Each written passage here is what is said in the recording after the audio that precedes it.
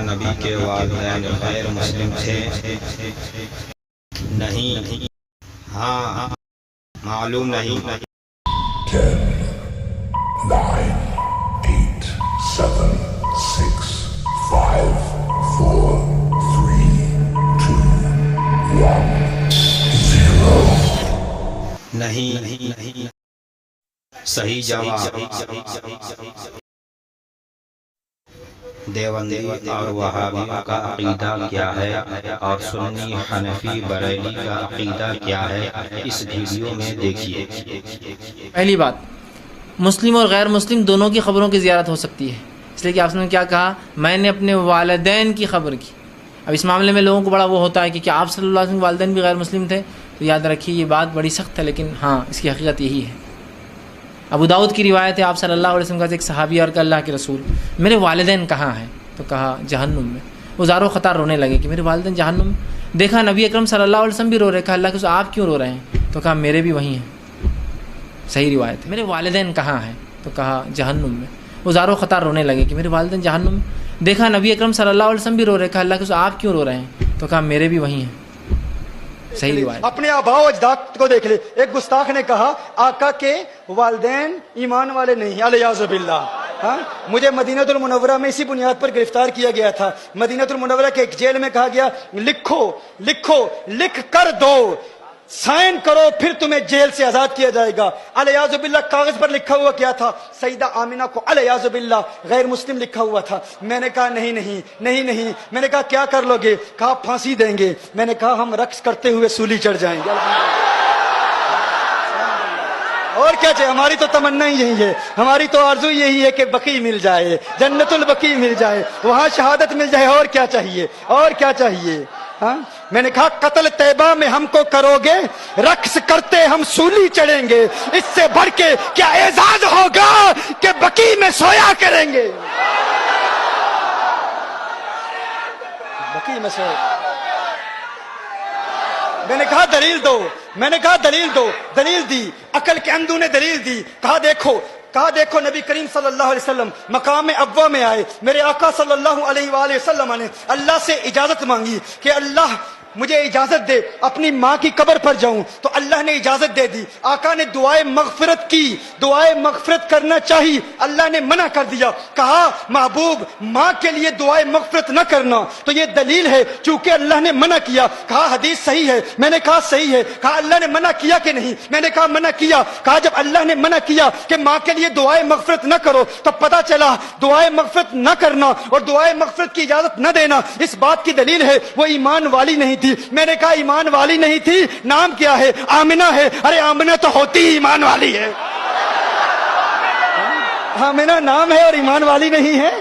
ہاں، آمنہ نام ہے۔ میں نے کہا بتاؤ۔ اب میں اس کی گرامیٹیکل ریزنز پر بات نہیں کرتا۔ میں نے کہا تم دلیل دیتے ہو کہ صحیح دلیل ہے، صحیح حدیث ہے کہ اللہ نے اجازت نہیں دی۔ میں نے کہا قرآن میں اللہ ارشاد فرماتا ہے لا تقم علی قبرہ، اللہ قرآن میں فرماتا ہے غیر مسلموں کی قبر پر جانا منع ہے، حرام ہے، ناجائز ہے۔ قرآن میں ہے نا؟ اب یہ اقتداء النص سے ثابت کروں گا، دیکھیے گا، آپ توجہ فرمائیے گا۔ اللہ نے ارشاد فرمایا نا قبر پر نہ جاؤ۔ کس کی قبر پر جانا منع ہے؟ غیر مسلم کی قبر پر جانا منع ہے۔ اللہ نے حکم فرمایا لا تقم، نہیں ہے، لا تقم، نہیں جانا۔ تو میں نے کہا اللہ نے منع فرمایا نا کہ غیر مسلم کی قبر پر نہ جاؤ، کیا تم مانتے ہو کہ اللہ نے جانے کی اجازت دے دی؟ اللہ نے جانے کی اجازت دے دی۔ تم سمجھتے ہو یہ تمہاری دلیل ہے، یہ تمہاری نہیں، یہ ہماری دلیل ہے۔ یہ کس کی دلیل ہے؟ یہ ہماری دلیل ہے۔ تم کیا کہا گیا کہ سیدتنا آمنہ رضی اللہ تعالی عنہا کے متعلق کہ اللہ جل وعلا نے نبی کریم صلی اللہ علیہ وسلم کو منع فرمایا کہ ان کے لیے دعائے مغفرت نہ کی جائے۔ تو میں نے کہا تھا کہ اقتداء النص سے یہ ثابت ہے کہ قرآن کریم کی یہی آیت یہ ہماری دلیل ہے، تمہاری دلیل نہیں ہے۔ ہماری دلیل کیسے ہے؟ اللہ نے ارشاد فرمایا کہ غیر مسلم کی قبر پر نہ جاؤ۔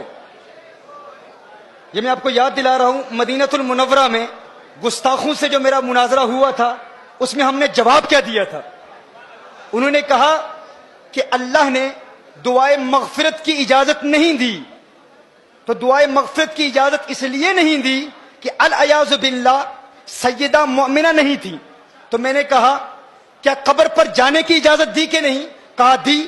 تو میں نے کہا قرآن کہتا ہے کافر کی قبر پر نہ جاؤ، تو قبر پر جانے کی اجازت دے دی. یہی اس بات کی دلیل ہے کہ وہ مومنہ ہے. یہی اس بات کی دلیل ہے وہ مومنہ ہے. کہا پھر دعائے مغفرت کی اجازت کیوں نہیں دی؟ یہ کیوں فرمایا کہ مغفرت کی دعا نہ کرو؟ تو اس کا جواب سماعت فرما لیں. مغفرت کی دعا کس کے لیے کی جاتی ہے؟ بخشے ہوں کے لیے بخشش کی دعائیں نہیں کی جاتی. بخشے ہوں کے لیے بخشش کی دعا نہیں کی جاتی. دیکھیے کبھی آپ کہتے ہو یا اللہ غوث اعظم کو بخش دے، کیا الیاذ باللہ کوئی ایسا کہتا ہے؟ یا اللہ خواجہ غریب نواز کو جنت عطا فرما، معاف کر دے.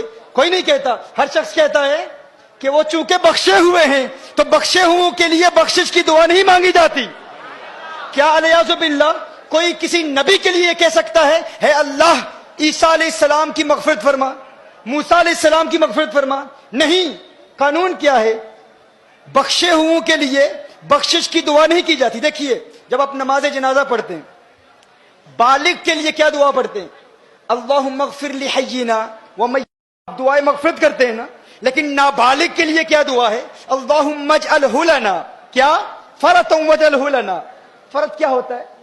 آپ کہتے ہیں میرے اللہ یہ جو بچہ مجھ سے پہلے چلا گیا ہے، یا اللہ یہ مجھ سے پہلے جائے اور میرے لیے شفاعت کا اہتمام کرے.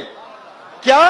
چونکہ بچہ بخشا ہوا ہے تو بخشے ہوئے کے لیے بخشش کی دعا نہیں کی جاتی. بخشے ہوئے کے لیے کہا جاتا ہے یا اللہ یہ مجھ سے پہلے جا رہا ہے، آخرت میں میرے لیے شفاعت کا اہتمام کرے، میری بخشش کا وسیلہ بنے. تو کہا تم کہتے ہو کہ حضور نے اپنی ماں کے لیے مغفرت کی دعا نہیں مانگی، اللہ نے اجازت نہیں دی. ارے اس بات پر غور کرو، مغفرت کی دعا اس کے لیے مانگی جاتی ہے جس کے لیے مغفرت نہ ہونے کا امکان ہو. ارے وہ تو پہلے سے ہی بخشی ہوئی ہے، ان کے لیے یہ دعا نہیں کی جاتی کہ ماں کے لیے مغفرت کی دعا مانگو. میں کہتا ہوں یونس علیہ السلام ایک مچھلی کے پیٹ میں رہے، اس مچھلی کے پیٹ میں رہنے کی وجہ سے یونس علیہ السلام کو اتنا بلند و بالا اور اعلیٰ مقام ملا. تو گویا کہ اللہ ارشاد فرما رہا ہے جس مچھلی میں ایک نبی رہے اس کو وہ مقام ملتا ہے. ارے جس ماں کی پیٹ میں آمنہ کا لال ہے وہ ماں مغفرت کی محتاج نہیں ہوتی،